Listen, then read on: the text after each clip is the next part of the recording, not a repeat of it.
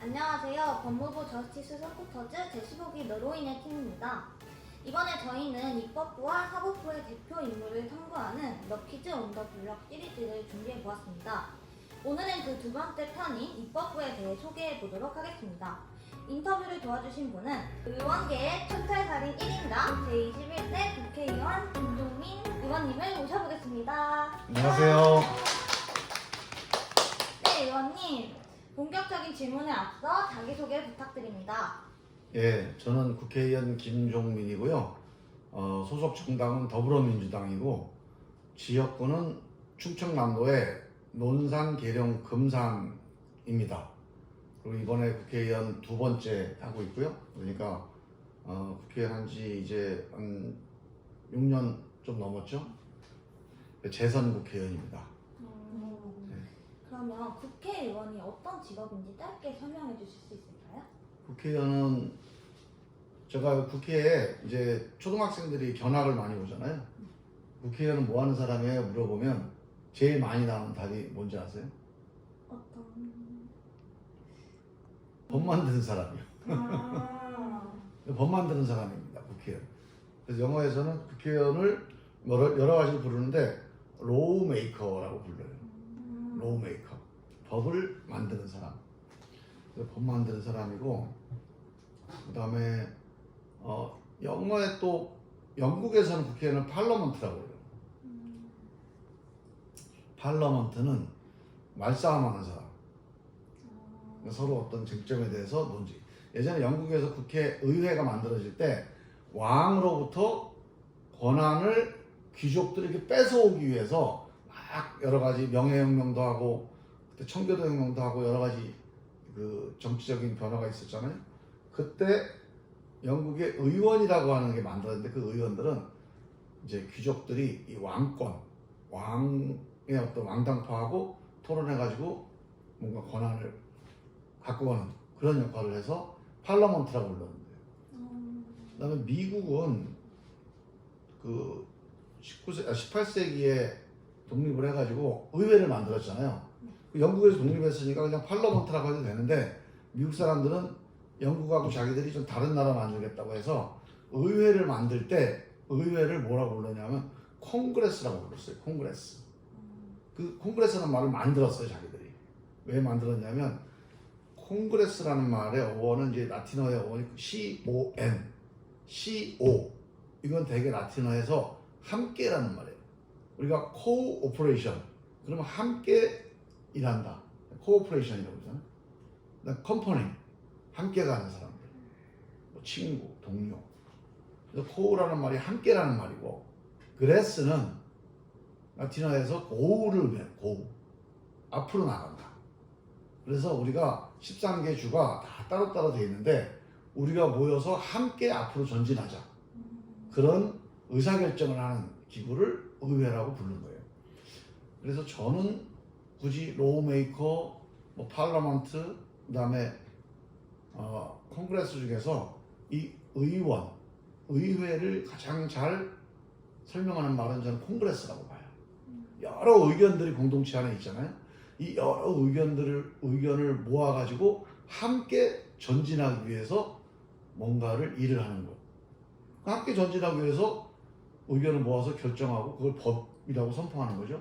그러니까 로우메이커라고 불러도 되는데 그리고 그 과정에서 의견이 다르니까 서로 막 논쟁해야 되잖아요.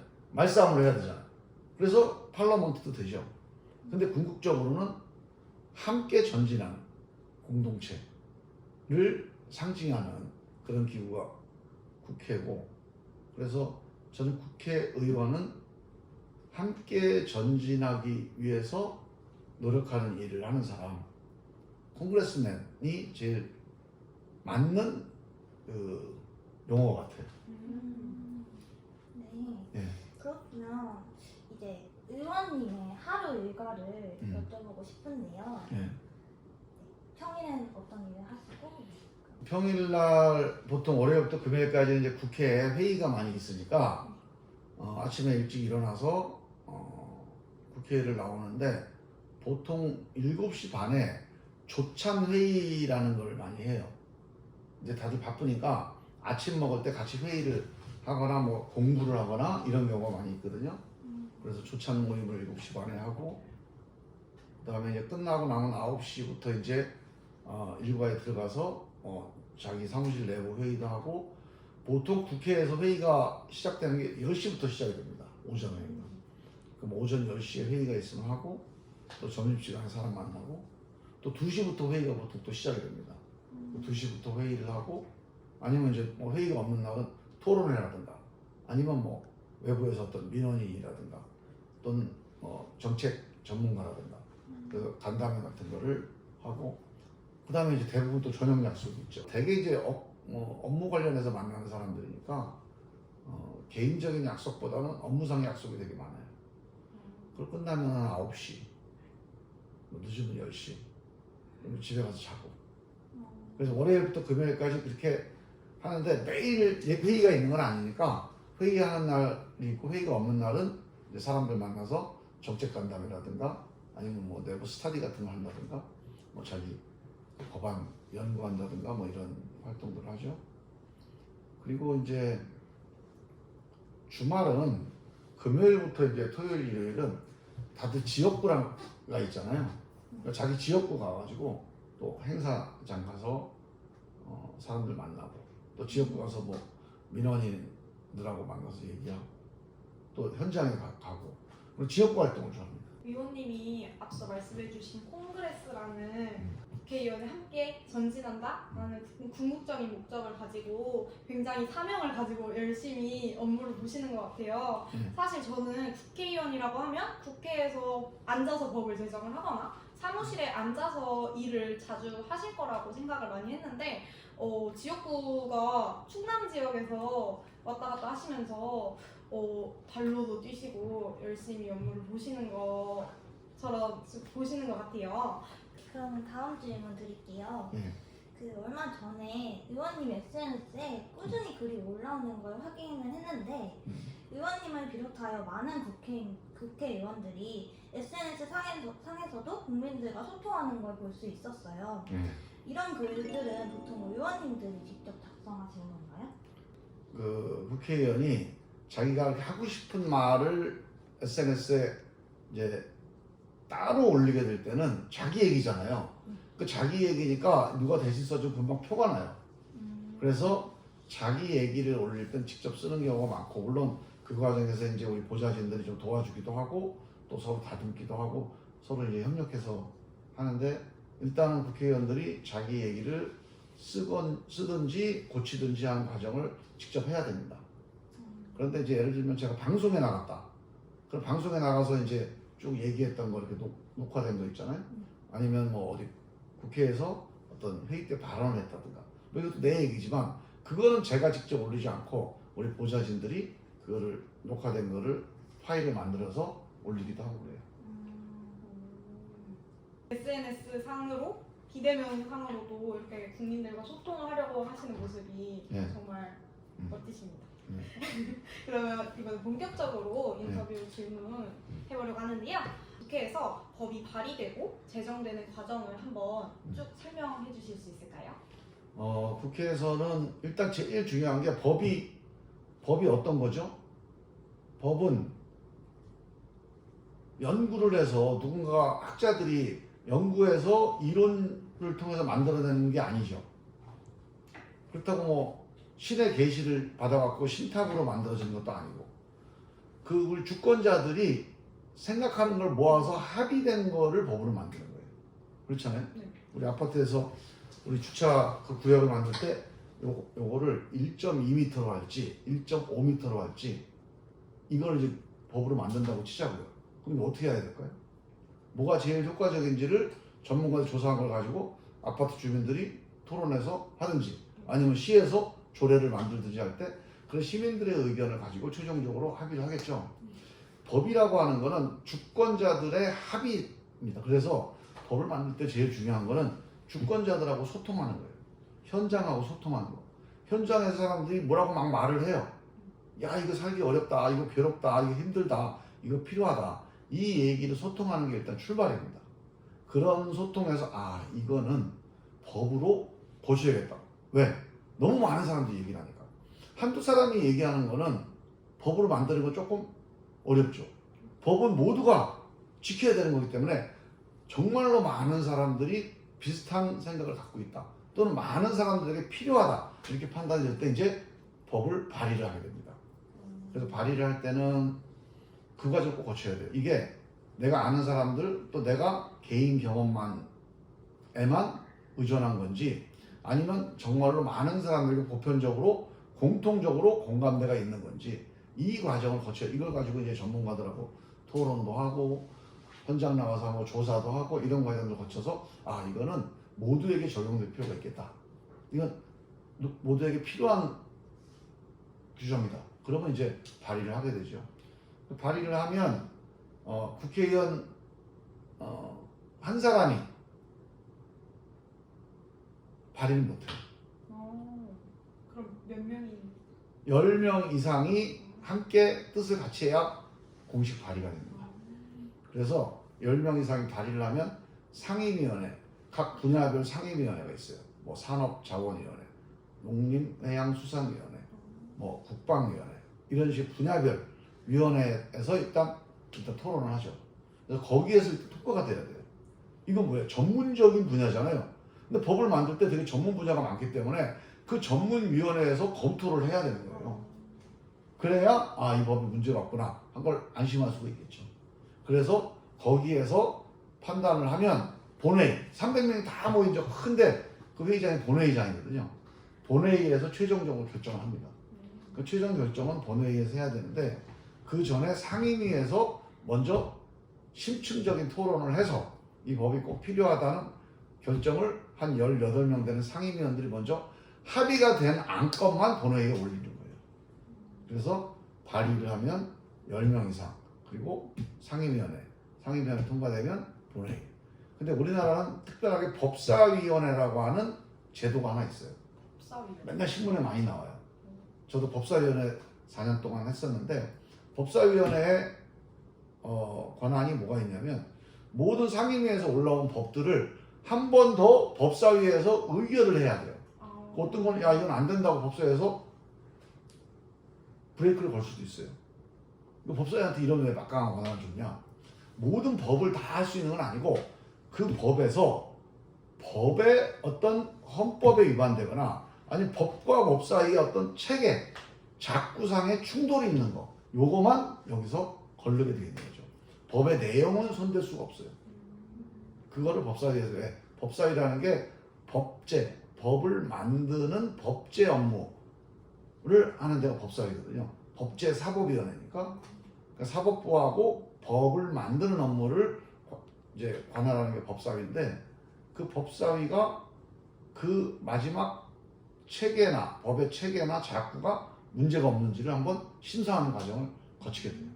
그래서 의원들 10명이 발의하고 이거를 상임위에서 토론하고 의결하고 상임위를 거치면 법사위를 거치면 최종적으로 본회의에서 통과되면 이제 법이 결정이 되는 겁니다. 근데 이게 끝난 게 아니에요. 또 있나요? 예, 이 공포가 돼야 됩니다. 그래야 효력이 생겨요. 근데 공포가 되는 거는 정부에 가서 법을 집행하는 걸 책임지는 건 정부잖아요. 법을 만드는 건 국회고 이 법대로 일을 하는 건 정부잖아요. 그 정부가 법을 공포를 하게 됩니다. 그래서 공포를 하는 과정에서 이걸 세부적으로 어떤 이제 세부 추진 사항들, 뭐 세부적인 집행에 관련된 어떤 뭐 실행에 필요한 어떤 세부 사항들 이런 것들을 이제 시행령, 시행 규칙 이런 식으로 붙여가지고 최종적으로 법을 마무리하게 되죠. 복잡하죠? 굉장히 신중하게 네. 해야 되는 그런 자리라고 생각이 되는데요. 네. 그 다음 질문인데요. 아까 말씀하셨다시피 법을 발의하고 제정하는 데 참여하는 국회의원들은 법과 굉장히 가깝게 지내고 있잖아요. 근데 국회의원들의 뭐 전공 것들을 보니까 만약에 법을 전공하지 않으신 분들은 그 분들이 만약에 국회의원이 된다면 따로 법을 공부를 해야 되는지 어떤 식으로 이게 헌법에 위배되지 않는지 또 발의를 하면서 확인을 하실 텐데 이런 공부는 따로 어떻게 하셨는지 궁금합니다. 그러면 공부를 해야죠, 당연히. 그러니까 법을 하나를 만들 때 그 관련 법과 관련돼서 기존의 법이 뭐가 있고 다른 나라에는 어떤 법을 만들고 또 이 법을 만들게 되면 어떤 영향을 미칠지 이런 것들에 대해서 심층적으로 조사도 하고 확인도 하고 해서 법을 발의를 하게 됩니다. 예산은 또 얼마가 들어갈지 이런 것들을 다 조사하고 확인하는 과정을 거치기 때문에 법안 하나를 만들 때 뭐 한 달 안에 뚝딱 만들 수가 없어요. 뭐 어떤 거는 막 몇 년씩 걸립니다. 영국 같은 데는 법을 이렇게 신중하게 만드니까 국회의원 한 사람이 자기 4년 임기 동안 법을 몇 개 만들어요. 2개 정도밖에 못 만들어요. 그렇게 신중에 신중을 거쳐서 조사에 조사를 거쳐서 연구에 연구를 거쳐서 만들어야 된다. 굉장히 까다롭네요. 네. 근데 이제 꼭 법률을 전공한 사람만 법을 입법을 해야 되는 이건 아니에요. 법을 집행하는 사람은 법률을 전공해야 돼요. 판사, 뭐 검사, 뭐 경찰 수사하는 사람. 이래서 법을 적용을 하는 사람들 있잖아요. 이 사람들은 법을 잘 알아야 되니까 법률 조항을 다 알아야 됩니다. 그러나 법을 만드는 사람은 법대로 하는 게 아니고 법을 고치거나 법에 없는 걸 만들어야 되잖아요. 그러면 이건 법대로 하면 안 돼요. 법이 아닌 거를 기준으로 삼아야 돼요. 그게 뭘까요? 법을 기준으로 삼으면은 법을 만들 수가 없죠. 법을 고칠 수가 없죠. 있는 법이 기준이니까. 이거대로 그냥 이건 이제 기존에 있는 판사, 검사 또는 공무원 이런 사람들은 집행하는 사람들이에요. 그럼 법대로 해야 돼요. 근데 국회의원은 법대로 해야 될까요? 법대로 안 해야 될까요? 법대로 기존 법대로 안 하기 위해서 국회가 있는 거예요. 기존 법을 고치기 위해서. 기존에 있는 법이 좀 문제가 있다. 고치자. 기존에 있는 법이 뭔가 공백이 있다. 새로 만들자. 그게 입법의 취지거든요. 그러니까 기존 법을 따라서 하면 국회가 있을 필요가 없죠. 고치거나 만들어야 되니까. 그래서 국회에는 그럼 뭐를 기준으로 해야 될까? 바로 법을 누가 만드는 거예요? 주권자, 주인이 만든 거잖아요. 국민들, 민심을 기준으로 해야 돼요. 그래서 국회에는 민심에 가까운 사람이 돼야 민심 전문가가 해야 돼요. 법 전문가가 아니고 민심을 잘 알아야 이게 법이 없구나 하고 법을 만들고 이 기존 법이 민심하고 다르네 해서 그거를 법을 고치고 그 민심 전문가가 해야지 법 전문가가 하면 법을 계속 따라만 할 거 아니에요. 그러니까 법을 많이 하는 게 국회의원한테 꼭 필요한 건 아니고 법을 만들 때 법에 대해서 연구하는 게 필요한 거지 법 전문가가 필요한 건 아니에요. 그래서 민심 전문가가 국회에는 훨씬 더 필요합니다. 저는 국회의원이 아무튼 법을 만드는 사람이니까 뭔가 법에 대한 지식, 전문적인 지식이 제일 중요하다고 생각했는데 의원님이 말씀해주신 것처럼 민심이 가장 중요시 돼야 되는 직업이다 라는 말씀이 정말 와닿았던 것 같습니다. 네, 다음 질문 드리겠습니다.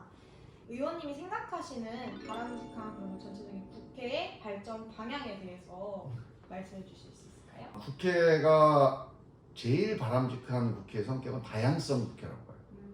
다양한 목소리. 왜? 제가 국회를 잘난 사람들, 똑똑한 사람들, 엘리트들의 모임이라고 하지 않고 국민의 대표라고 그랬잖아요. 실제 국민의 대표의 국회는 똑똑한 사람의 모임이 아니에요.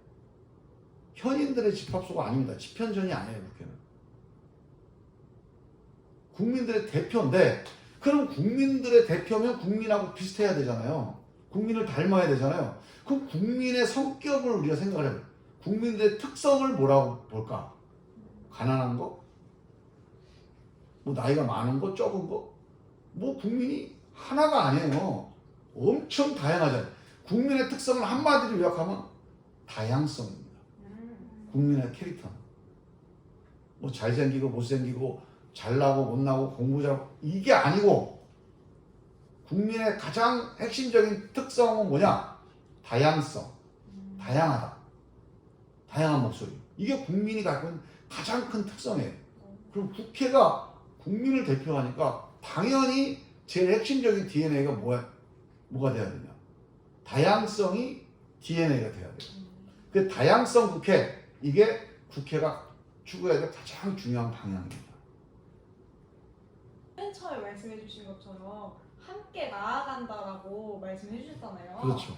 그거랑 굉장히 맞닿아 있는 말씀이신 맞습니다. 것 같아서 함께 나아가려면 다양한 사람들이 모여 있어서 의논해서 결정에 함께 갈 수 있지. 똑똑한 사람들만 있으면 그 똑똑한 사람들을 못 믿는 다른 수많은 사람들은 함께 못 나갑니다. 아, 저거는 저 똑똑한 사람들, 저거는 5, 60대들, 저거는 남성들, 지들끼리 알아서 한 거니까 저거는 못 믿어. 나는 저기랑 같이 안 갈래. 난 저건 동의 안 할래. 승복 안 할래. 그럼 어떻게 돼요? 힘으로 굴복시키는 수밖에 없잖아요. 근데 굴복을 시키는 거는 이제 현대사회에서 힘들어져요. 갈수록. 승복을 시켜야 됩니다. 승복시키는 거는 이 과정에 참여시키는 건데, 다들 바쁜데 어떻게 국회 와서 법만을 참여시키지 못하잖아요. 그 사람들하고 비슷한 사람이 다양하게 모여있으면, 아, 나 대신 거기 들어가 있구나 하고 내가 승복하는 마음이 생겨요.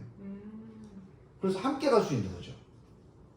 근데 다양성이 없으면 나 같은 사람이 국회에 들어가 있다 이 믿음이 없잖아요. 그럼 국회의 결정에 대해서 승복하지 않습니다. 나한테 유리한 거는 승복을 해요. 또 내가 동의하는 거, 내가 같이 공감하는 그건 승복했는데, 내가 동의하지 않는 법, 또 나한테 불리한 거는 승복할까요? 안 하죠. 나하고 비슷한 사람이 거기 가서 토론했다 그러면 이거는 나한테 불리하지만 그래도 그런 사람들이, 나하고 비슷한 사람들이 가서 토론한 거니까 어쩔 수 없다. 우리가 회의에서 합의한 거면 나한테 불리한 것도 어쩔 수 없잖아요. 우리 보통 회의할 때 그러잖아요. 우리가 자, 충무를 갈까 여수를 갈까, 어디 가서 회의를 먹을까, 막 여수 가자 충무 가자. 그래서 막 토론했는데 그냥 안 되겠다, 우리 다수결로 하자. 그래서 7대3으로 여수를 가기로 했어요. 그러면 나머지 3명이 왜 충무를 가야지 여수를 가냐고 내내 여수 가서 회 먹으면서 얘기할까요? 얘기 안 하죠. 어쩔 수 없이 여수로 왔지만 맛있게 먹고 가자. 이게 승복하는 거거든요. 근데 충무로 가는 게 더 좋았을 텐데 마음속에 있겠죠. 그거는 안 달라져도 승복을 해요. 근데 만약에 이런 과정이 없이 갑자기 회장이 야, 여수 가자. 그러면 가서 뭐 반찬이 잘못 나와도 거 봐, 이 충무 가면 여기 얼마나 반찬이 잘 나오는데 가격이 비싸면 거 봐라, 충무로 갔어야지 여기서 오니까, 이러면서 공동체가 균열됩니다. 그래서 같이 참여해서 합의하는 과정, 이게 엄청난 힘을 갖는 거거든요. 그러려면, 함께 전진하려면 다양한 사람들이 참여해야 됩니다. 이게 내가 거기에 나랑 닮은 사람이 없어서 의견을 아예 못 내는 거랑 나랑 비슷한 사람이 내 입장을 대변을 해줬지만 그게 내 뜻대로 되지 않았을 때 말씀해주신 것처럼 승복하는 거랑은 굉장히 다르다고 생각이 들었어요. 그래서 요즘 말 중에 젖잘싸라는 표현이 있거든요. 졌지만 잘 싸웠다라는 표현이 있는데, 만약에 제가 저를 대변해주는 국회의원이 있다면 내가 원하는 방향으로 이루어지지 않아도 젖잘싸라는 마음이 들지 않을까, 그렇죠. 그런 생각이 들었습니다. 그러면 다음 한번 네, 이제 마지막 질문인데요. 저희가 이제 너키즈 온 더 블럭 시리즈를 입법부, 사법부 편으로 나누어서 준비했는데, 저희 코너 말미에 드리는 공통 질문이 있어요. 네. 의원님께 법이란 어떤 의미를 갖는지 좀 듣고 싶습니다. 법. 약속이지, 약속. 이 법을 만드는 국회를 콩그레스라고 그랬잖아요. 법의 의미가 콩그레스의 의미가 있습니다. 함께 전진한다. 전진해야 돼요. 세상을 변화시켜야 됩니다. 좋은 방향으로 변화시켜야 법이 의미가 있어요. 근데 이거를 변화시키고 앞으로 전진하되 혼자만 전진해, 똑똑한 사람들만, 힘 있는 사람들만, 돈 많은 사람들만, 이게 아니고 함께 전진하는 게 법이어야 된다. 그래서 법은 함께 전진하는 약속, 함께 전진하자는 약속이 법이에요. 이 법에 특정한 사람들만 전진한다. 그러면 이거 잘못된 법이에요.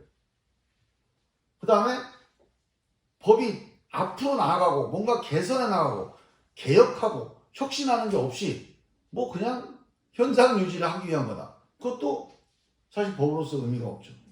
뭔가 개선하고 변화시키고 혁신하는 거. 이게 법입니다.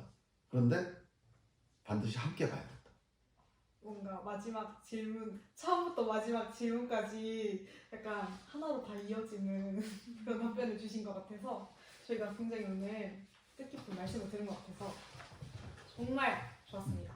저희가 너 퀴즈 온 더 블럭의 하이라이트죠. 마지막으로 국회의원님과 관련한 저희가 퀴즈를 하나 준비를 했는데 맞추시면 저희가 소정의 상품을 드리는데 혹시 참여하실까요? 예. 네, 그러면 저희가 너 퀴즈라고 했을 때 참여 의사를 말씀해 주시면 됩니다. 네. 자, 하나, 둘, 셋. 너 너 퀴즈 온더블럭. 예스라고 해주시면 됩니다. 아, 예스. 좋습니다. 퀴즈를 풀어주신다는 말로 다시 하나, 둘, 셋. 너 퀴즈. 예스. 네, 그럼 한번 너 퀴즈 하나 드리도록 하겠습니다. 20년 5월 30일부터 제21대 국회가 출범을 하였습니다. 공직선거법 제21조에 따르면 국회의 의원 정수는 지역구 국회의원 253명과 비례대표 국회의원 47명을 합하여 300명으로 한다라고 명시되어 있는데요. 하지만 21대 국회 출범 이후에 의원들의 사퇴와 당선의 연속 등으로 재적수의 변동이 있었습니다. 그렇다면 인터뷰를 하는 오늘 바로 지금 기준으로 현재 국회 의석수는 몇 명일까요? 아, 이거 참 어려운데.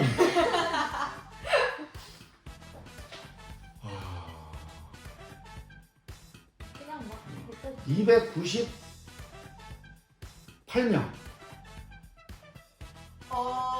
바꾸실 기회를 한 번 드리도록 하겠습니다. 그럼 299명. 정답은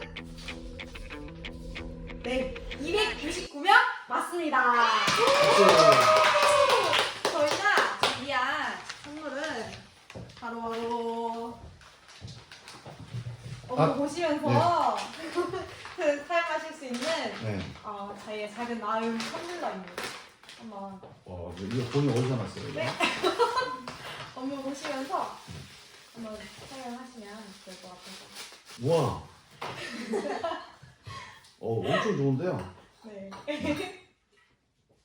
제 취향을 어떻게 알았죠? 의원님의 약간 옷 스타일과 아, 깔맞춤. 우와. 이 특정 브랜드는 노출되지 않게. 네. 네, 아주 좋습니다. 만족하신다니 네. 다행입니다. 네. 저희 이렇게 의원님과 굉장히 좋은 뜻깊은 말씀을 들어보고 즐거운 시간을 보냈는데요.